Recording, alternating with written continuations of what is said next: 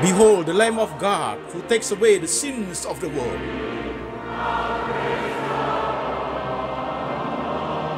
Jesus said, I am the way, the truth, and the life. No one comes to the Father but by me.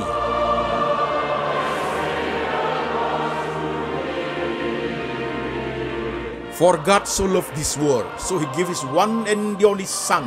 Whoever believes in him shall not perish, but have eternal life.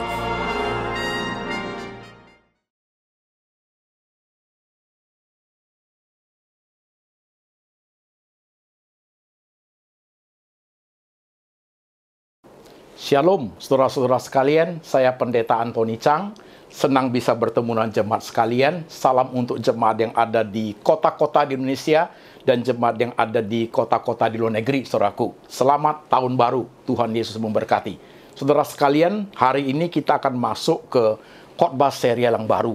Dalam awal bulan di tahun 2021 ini, saudaraku, saya akan buat khotbah serial yang sifatnya kebaktian kebangunan rohani dalam beberapa seri, saudara sekalian. KKR artinya kebaktian kebangunan rohani. Dan saudaraku, seperti biasanya, sebelum kita masuk dalam pembahasan, ada suatu informasi buat saudara-saudara sekalian. Jangan lupa untuk klik subscribe dan lonceng pada saat saudara masuk ke YouTube channel saya. Bagi saudara-saudara yang baru masuk ke YouTube channel, karena ketika saudara klik subscribe dan lonceng, saudaraku, itu artinya saudara terdaftar, registrasi, nanti kalau khotbah saya terbaru dirilis, secara otomatis itu ada di gadget saudara sekalian. Ada notifikasi otomatis. Demikian informasi saudara sekalian, Tuhan Yesus memberkati. Saudara-saudara sekalian, sebelum kita membahas, mari kita membaca firman Tuhan terlebih dahulu. Demikian firman Tuhan. Pada hari itu, waktu hari sudah petang, Yesus berkata kepada mereka, marilah kita bertolak ke seberang. Mereka meninggalkan orang banyak itu, lalu bertolak dan membawa Yesus beserta dengan mereka dalam perahu di mana Yesus telah duduk dan perahu-perahu lain juga menyertai dia. Lalu mengamuklah taufan yang sangat dahsyat dan ombak menyebur masuk ke dalam perahu, sehingga perahu itu mulai penuh dengan air. Pada waktu itu, Yesus sedang tidur di buritan di sebuah tilam. Maka murid-muridnya membangunkan dia dan berkata kepadanya, Guru, engkau tidak peduli kalau kita binasa? Ia pun bangun, menghardik angin itu dan berkata kepada danau itu, diam, tenanglah. Lalu angin itu reda dan danau itu menjadi teduh sekali. Lalu ia berkata kepada mereka, mengapa kamu begitu takut? Mengapa kamu tidak percaya? Mereka menjadi sangat takut dan berkata seorang kepada yang lain, siapakah gerangan orang ini sehingga angin dan danau pun taat kepadanya? Demikian firman Tuhan yang kita baca. Saudara-saudara sekalian, mari kita berdoa lebih dahulu sebelum kita masuk ke pembahasan. Tuhan Yesus, terima kasih kami boleh masuk di tahun yang baru pada minggu yang kedua. Terima kasih Tuhan untuk anugerah besar yang boleh kami terima. Kami boleh hidup di tahun 2021. Tuhan Yesus, berikan kami firman-Mu. Roh Tuhan bekerja, menerjemahkan firman ke dalam bahasa sederhana, supaya setiap umat boleh mengerti dengan baik. Di tengah semua realita hidup yang harus dialami, Tuhan Yesus bantu kami. Roh Tuhan meneguhkan kami. Firman ini berbicara kepada semua umat, orang-orang percaya kepada Tuhan, supaya mereka boleh menerima berkat, boleh menerima suatu kebangunan rohani dalam hidup mereka. Tuhan berbicara, kami mendengar. Dalam nama Tuhan Yesus kami berdoa. Amin. Saudara-saudara sekalian, perikop yang kita baca tentang Tuhan Yesus meredakan badai, saudaraku, adalah suatu perikop yang sering sekali dibahas di zaman pandemi ini, saudaraku, di zaman coronavirus ini, saudara sekalian. Dan saya pun pernah membahasnya. Tapi hari ini saya ingin membawa saudara untuk melihat ini dari perspektif yang berbeda. Saudara-saudara sekalian, mengapa pada awal bulan Januari 2021 itu, 21 ini, saudaraku, maksud saya, kita perlu mengadakan sermon online, yaitu firman Tuhan, saudaraku, pemberitaan firman Tuhan dalam bentuk kebaktian kebang rohani, saudara sekalian. Karena WhatsApp yang masuk, saudaraku, dan info-info yang kita lihat pada zaman sekarang, keadaan memang mengkhawatirkan, saudaraku. Yaitu banyak sekali keluhan dari umat, dari orang-orang percaya, dari orang-orang Kristen, saudara sekalian. Kehidupan menjadi jauh lebih susah. Kedepannya pandemiknya masih kelihatan sangat mengganas, saudaraku.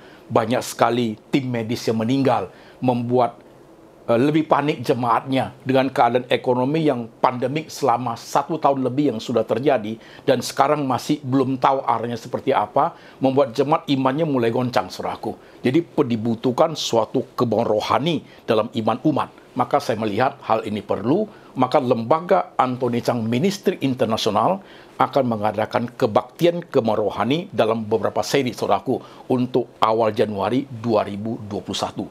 Saudara sekalian, perikop yang kita baca, saudaraku, perikop yang kita baca tadi tentang Yesus meredakan badai, saudaraku, saya sudah pernah membahasnya, tetapi hari ini pembahasan dari perspektif yang berbeda, saudara sekalian. Waktu kita membaca perikop itu, saudaraku, kita langsung bisa melihat ada 3 segmen. Segmen pertama adalah Tuhan Yesus itu sendiri. Segmen kedua adalah murid-murid Tuhan Yesus. Segmen ketiga adalah badai yang sedang terjadi, saudara sekalian. Cerita itu cerita sederhana. Suatu hari ketika udah sore, Yesus menyuruh murid-muridnya bertolak perahu itu karena Yesus ingin duduk di situ dan memberitakan firman, saudara sekalian. Ketika mereka menolakkan perahu ke tempat yang lebih tengah, saudara sekalian, Yesus tertidur di buritan kapal di sebuah tilam. Ketika Alkitab menceritakan pada saat itu terjadi taufan. Dan taufan itu, saudara sekalian, bukan taufan yang biasa, tapi taufan yang sangat dahsyat. Ombaknya luar biasa, saudaraku. Jadi itu sampai itu air itu masuk ke dalam perahu dan perahu itu penuh dengan air, hampir tenggelam, saudara-saudara sekalian. Nah, murid-muridnya menjadi panik, mereka berusaha untuk menolong, tapi ternyata tidak bermanfaat, saudara sekalian. Maka mereka datang ke belakang membangun Tuhan Yesus. Guru, tidak peduli engkau, kita binasa. Lalu Yesus bangun, dan Yesus menghardik ombak itu, ya, anginnya reda, dan danau itu menjadi teduh sekali. Kemudian Yesus berkata kepada mereka, tidak percayakah engkau? Ya. Begitu takutkah engkau, saudaraku? Ketika Yesus menyelesaikan semua masalah itu, maka murid-muridnya menjadi kaget. Itu peristiwa perikop yang kita baca. 3 segmen, saudara sekalian. Yesus sendiri, kedua adalah murid-murid Tuhan Yesus, yang ketiga adalah segmen badai, saudara sekalian. Mari kita buat komparasi dengan apa yang terjadi pada zaman Tuhan Yesus dengan yang terjadi pada zaman sekarang, saudara sekalian. Pertama, segmen Tuhan Yesus. Segmen Tuhan Yesus, saudaraku, Yesus yang zaman di mana murid-murid hidup bersama dengan murid-muridnya, dengan Yesus yang kita percaya hari ini adalah sama, saudara sekalian. Yesus dulu, sekarang, sampai selama-lamanya tidak pernah berubah, saudaraku. Kuasanya, kebesarannya, keagungannya, kasihnya, Yesus tidak pernah berubah. Yesus yang di zaman perahu waktu badai taufan, dengan keadaan kita sekarang, zaman kita sekarang, dengan pandemi yang besar, saudaraku, Yesusnya sama. Kedua, saudaraku, murid-murid Tuhan Yesus zaman di mana mereka mengalami badai, dengan kita juga murid-murid Tuhan Yesus, kita mengalami pandemi seperti ini, tidak sama, saudara sekalian. Imannya sama-sama percaya Tuhan Yesus, tapi pengalamannya beda, saudaraku. Badai yang dialami oleh murid-murid Tuhan Yesus memang real, adalah badai, saudara sekalian, begitu. Tapi yang kita alami, saudaraku, bukan badai, bukan air yang bergelora, saudaraku. Yang kita alami adalah suatu badai yang berbeda, pandemik yang sifatnya global, saudaraku.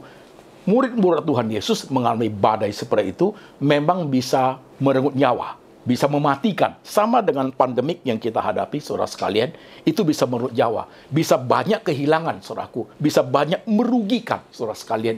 Coba saudara lihat di zaman kita hidup, ya, sudah berapa banyak, saudaraku, orang-orang meninggal karena coronavirus, saudaraku, begitu. Oke? Pengalamannya tidak sama, saudara sekalian. Badainya tidak sama. Itu satu, saudaraku. Kemudian yang berikutnya, saudara sekalian, Yesus dengan zaman dulu dengan kita, saudaraku, sama. Murid-muridnya dengan kita, saudaraku, sama, punya iman yang sama kepada Tuhan Yesus. Peristiwa badainya tidak sama. Oke? Nah, sekarang kita bahas, saudaraku.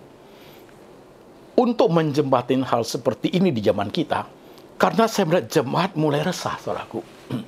Jemaat mulai bertanya, kenapa corona nggak selesai ya Pak?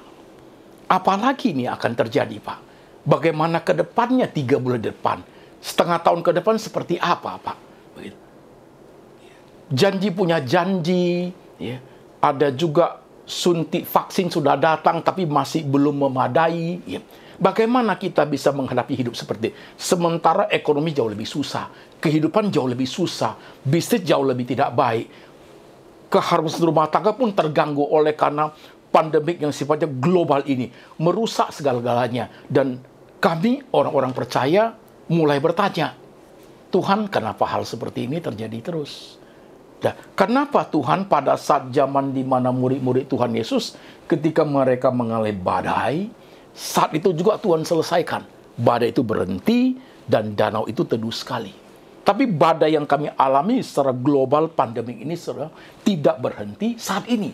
Nah, itu problem yang akan kita bahas di kebaktian kerohani part 1, saudara sekalian, bagian pertama. Oke? Saudara perlu memperhatikan dan teliti, saudara sekalian. Saudaraku, perhatikan dan teliti.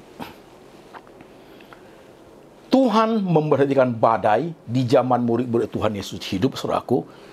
Tuhan menghardik, diamlah, tenanglah. Langsung berhenti itu ombak, saudaraku. Langsung berhenti itu angin taufan, berhenti total.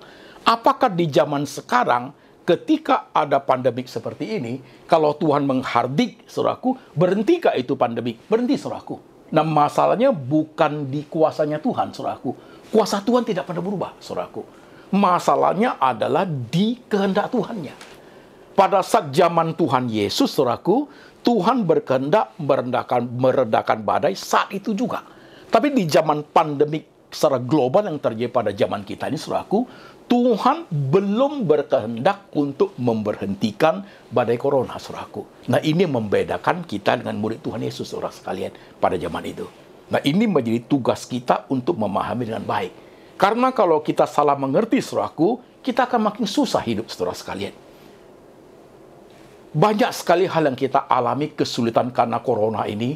Saudara boleh menggerutu, saudara boleh menyesali, saudara boleh meratapi orang kita cinta kalau menangis karena meninggal keluar karena corona. Itu memang harus, saudaraku, kita meratapi. Banyak sekali, saudara sekalian, banyak sekali. Bahkan satu keluarga semuanya masuk rumah sakit karena coronavirus, saudaraku. Sangat sedih, anak-anak masih kecil-kecil, saudaraku, begitu. Tapi, saudaraku, perlu dipahami bagian ini adalah zaman yang kita hadapi sekarang, saudaraku, bukan zaman seperti zaman dulu. Bukan zaman kebaktian rohani, saudaraku, dalam nama Tuhan Yesus terjadi kebaktian rohani, selesai. Apapun selesai. Bukan zaman ini, saudaraku. Bukan zaman itu. Zaman yang ada sekarang adalah zaman membangun benteng, saudaraku. Zaman di mana Yesus belum berkenan untuk memberhentikan badai, saudara sekalian. Zaman yang sekarang adalah zaman di mana kita bertahan di tengah badai. Itu yang betul, saudaraku. Hati-hati dalam hal ini. Pak Pendeta, apakah tidak memungkinkan bahwa Tuhan itu memakai hamba-hamba Tuhan, memakai orang percaya untuk mengklaim memberhentikan badai, saudaraku? Seperti ada nggak, Pak, contoh di Alkitab? Ada, saudaraku. Banyak contoh hamba Tuhan, nabi-nabi di Alkitab. Misalnya Musa. Tuhan menyuruh, saudaraku, membebaskan umatnya dari perbudakan di Mesir. Raja Firaun itu besar, saudaraku. Ya, Musa membuat 10 tulah. Tuhan yang suruh, benar, saudaraku. Tuhan yang suruh Musa belah laut, benar, saudaraku.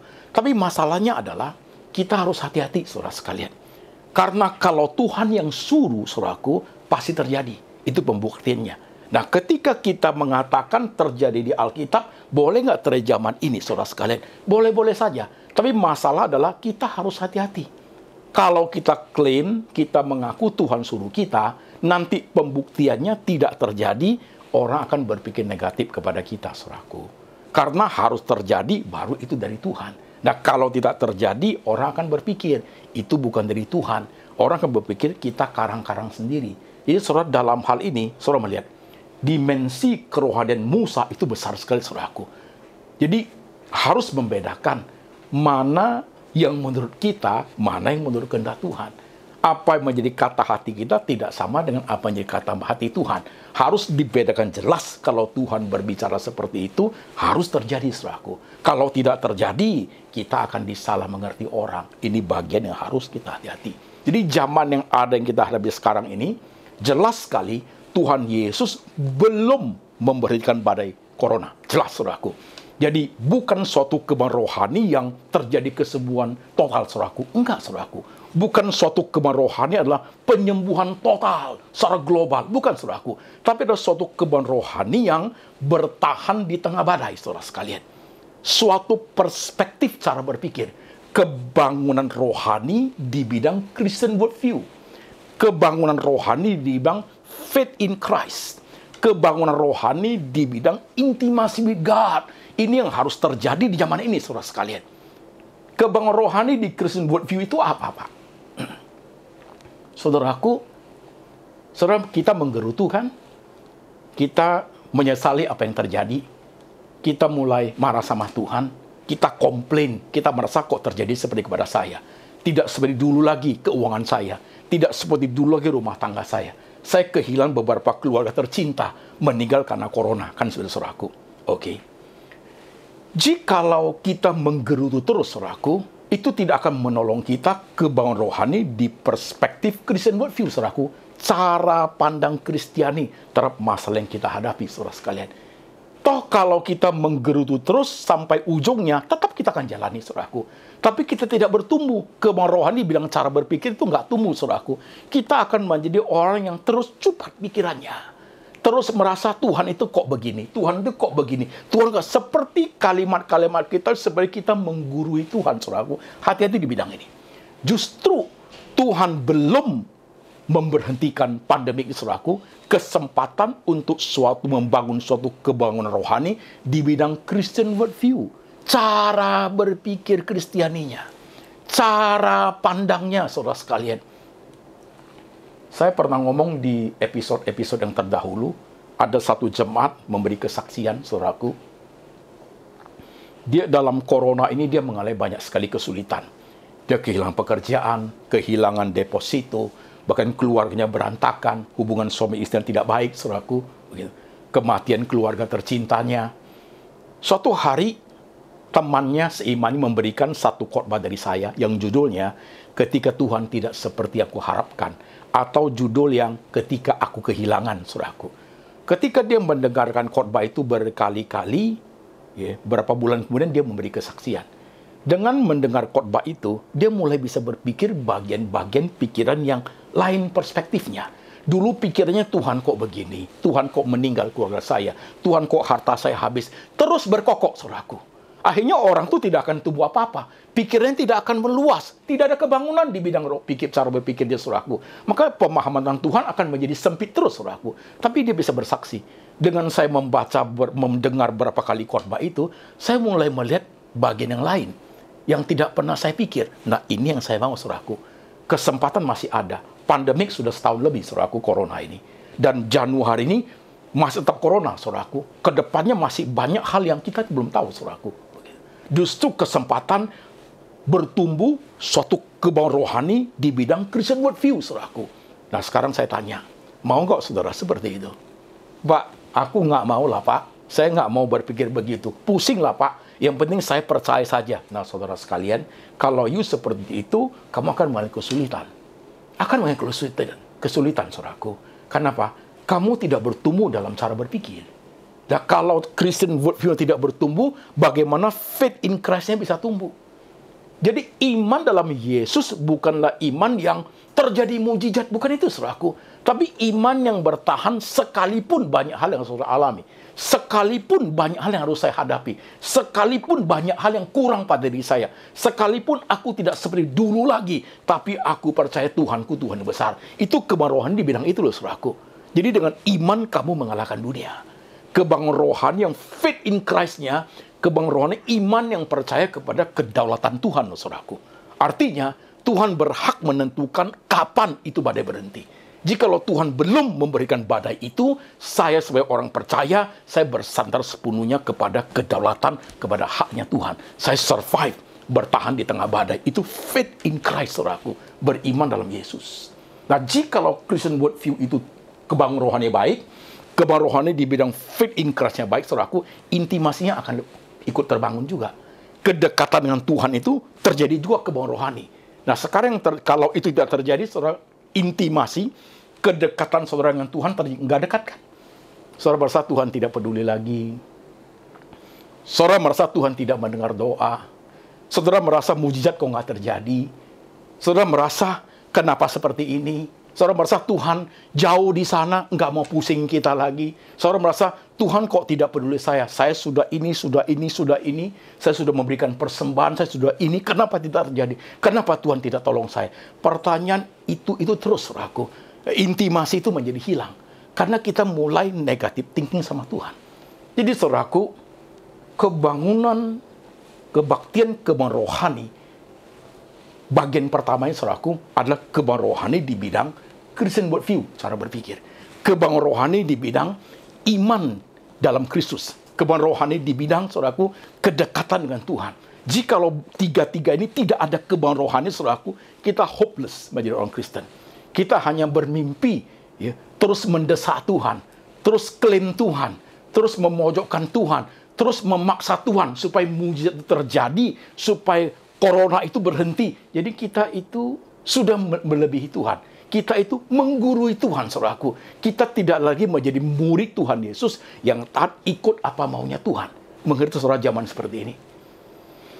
Tanpa kita sadari, saudaraku, dengan berkurangnya banyak dalam hidup kita, masalah kerohanian, masalah finansial, masalah keharmonisan, itu bisa memicu kita untuk menggurui Tuhan. Itu bisa membuat kita untuk mengajari Tuhan. Tuhannya mestinya kamu seperti ini, seperti ini, seperti ini. Alkitab kan begini ngomongnya. Di zaman Tuhan Yesus, murid-murid mengalami badai, Tuhan kau berhentikan saat itu juga. Kenapa saat ini kamu tidak berhentikan corona ini Tuhan? Kenapa you pilih kasih? Itu bisa muncul, saudaraku. Hati-hati dalam hal ini.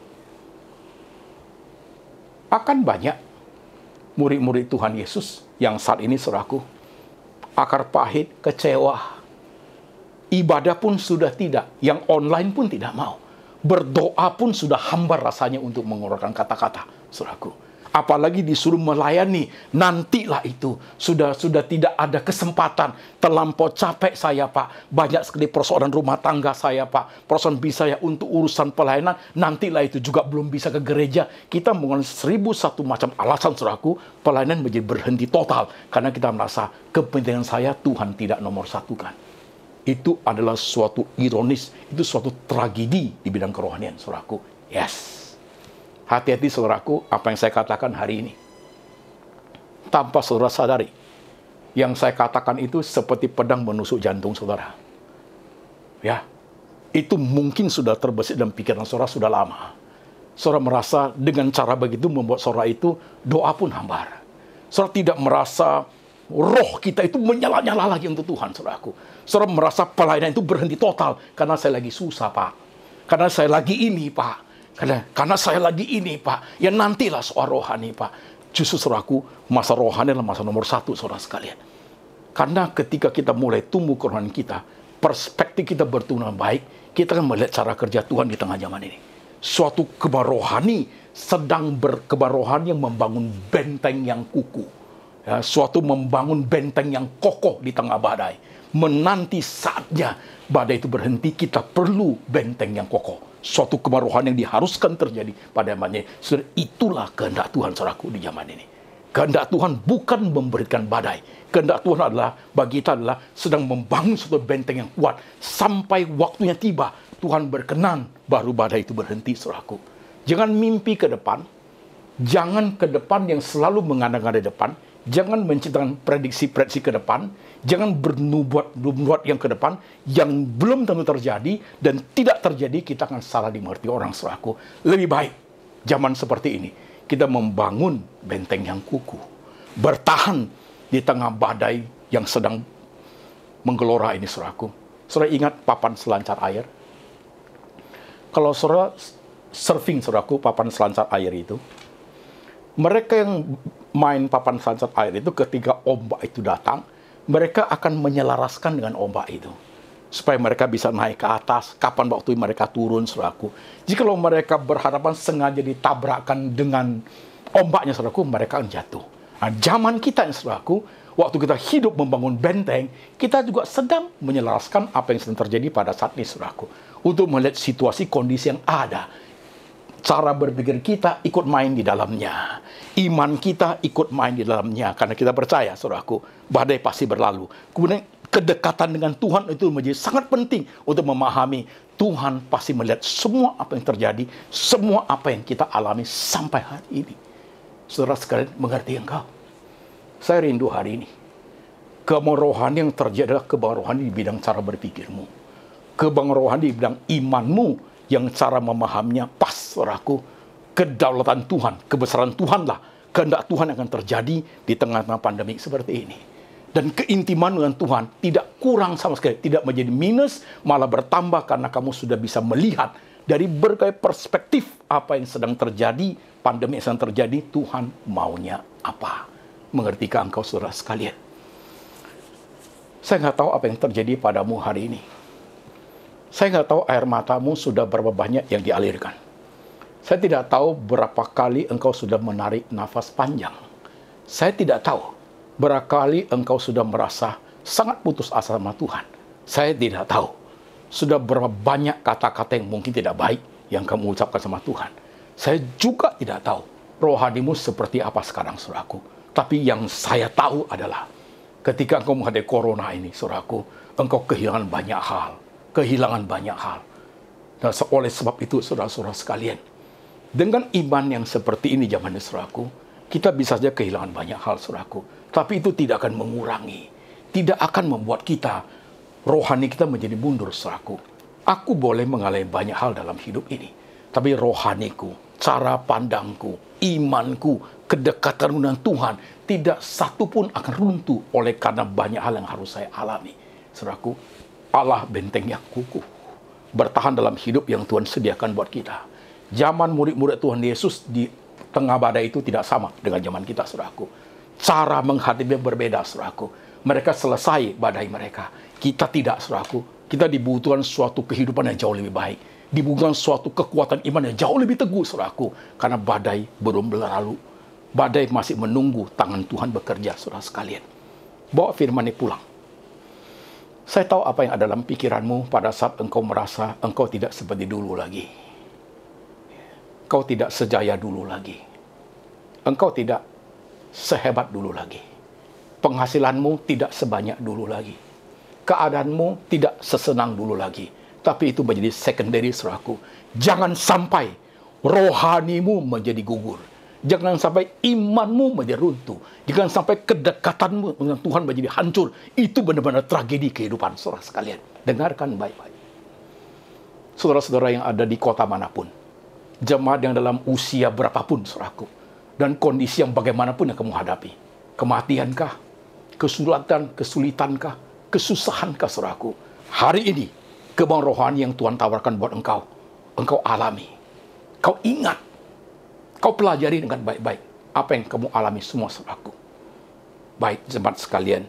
Mari kita tunduk kepala sebentar.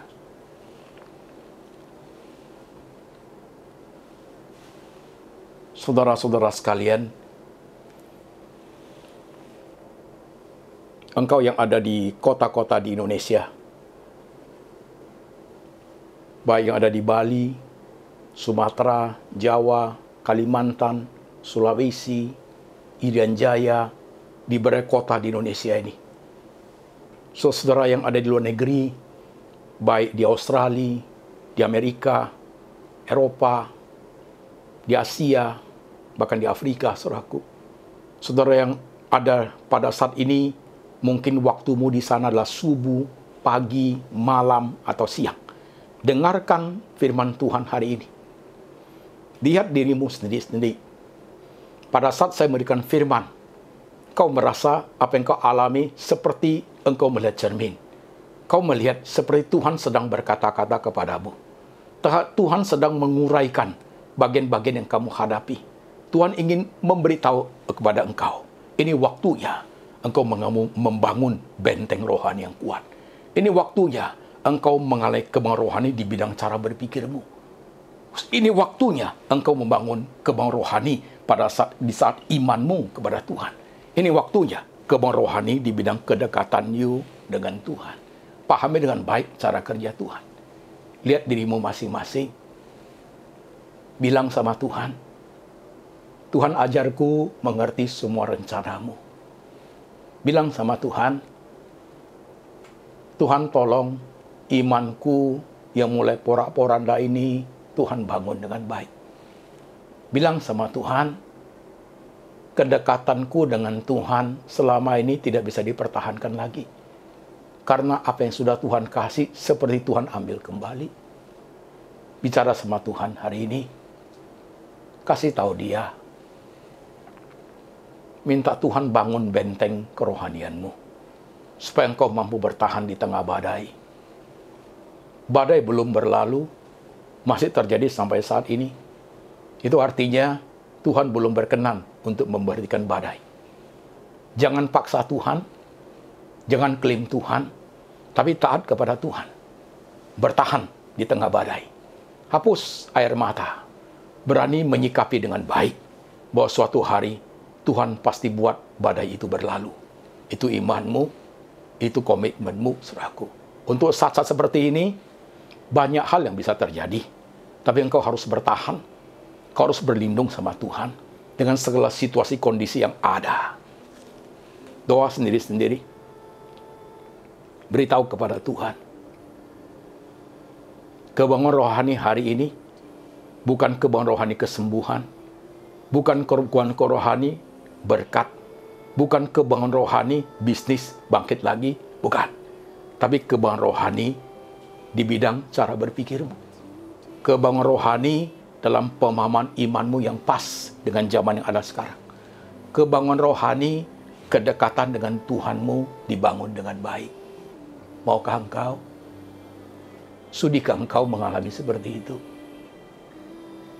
Kau yang tahu, kau yang menjawab Tuhan. Bilang sama Tuhan dalam hatimu, aku pergi Tuhan. Aku mau Tuhan. Bantu saya. Kau doa, minta Tuhan Roh Kudus mengubah banyak hal dalam hidupmu.